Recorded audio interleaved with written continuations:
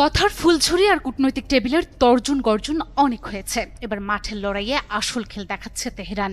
বিশ্ববাসী অবাক হয়ে দেখছে সুপার পাওয়ারদের দম্ভ কিভাবে তাসের ঘরের মতো ভেঙে পড়ছে।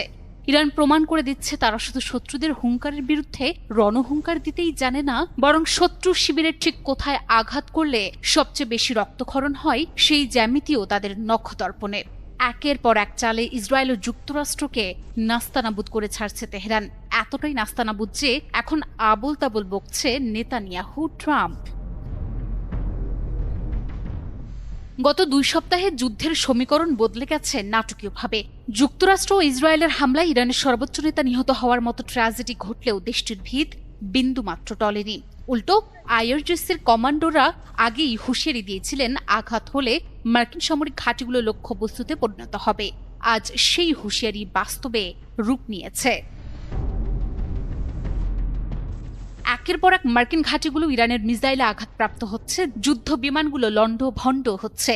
এদিকে ইসরায়েলে একের পর এক ক্ষেপণাস্ত্রের বৃষ্টি, একের পর এক হামলা। কথিত আছে ইসরায়েলের আয়রন ডোম নাকি অভেদ্য, কিন্তু ইরানের সাম্প্রতিক হামলায় সেই মিথ এখন ধূলিসাৎ। ইরানের এই আঘাতে খোদ মার্কিন প্রতিরক্ষা মন্ত্রী পিট হেগসেথ স্বীকার করতে বাধ্য হয়েছেন যে ইরানের পাল্টা আঘাতের তীব্রতা ও কৌশল তাদের পূর্বাভাসের চেয়েও অনেক বেশি বিস্তৃত।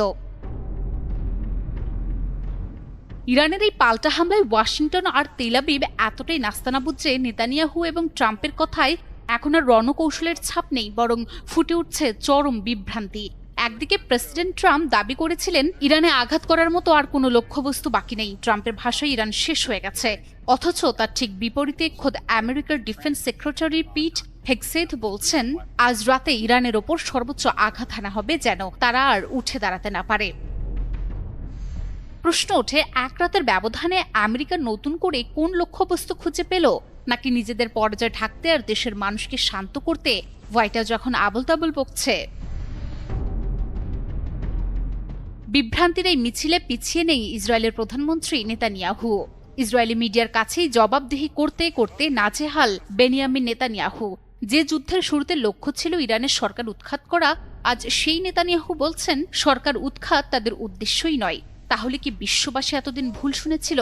ট্রাম্প আর নেতানিয়াহুর সেই রণহুঙ্কার, যেখানে দাবি করা হয়েছিল ইরানিরা নিজেরাই তাদের সরকারকে ক্ষমতাচ্যুত করবে, তা আজ কেবল এক দুঃস্বপ্নে পরিণত হয়েছে। ইরানের পাল্টা আক্রমণ আর দৃঢ় মনোবলে বাস্তবতা বুঝতে পেরে দুই নেতাই এখন সুর বদলাচ্ছেন। এদিকে ট্রাম্প আর নেতানিয়াহুর মতো কথার বিভ্রান্তি নয়, ইরান এখন কথা বলছে রণক্ষেত্রে। ইরানের কাছে সুপার পাওয়ারদের আধুনিক সমরাস্ত্র যখন ব্যর্থ হচ্ছে, তখন ইরানের কৌশলগত জ্যামিতি বিশ্ব মানচিত্রের সমীকরণ বদলে দিচ্ছে। এখন দেখার বিষয় হোয়াইট হাউস আর তেল আবিবের এই আবোল তাবোল বকুনি কতক্ষণ সাধারণ মানুষকে বিভ্রান্ত করে রাখতে পারে।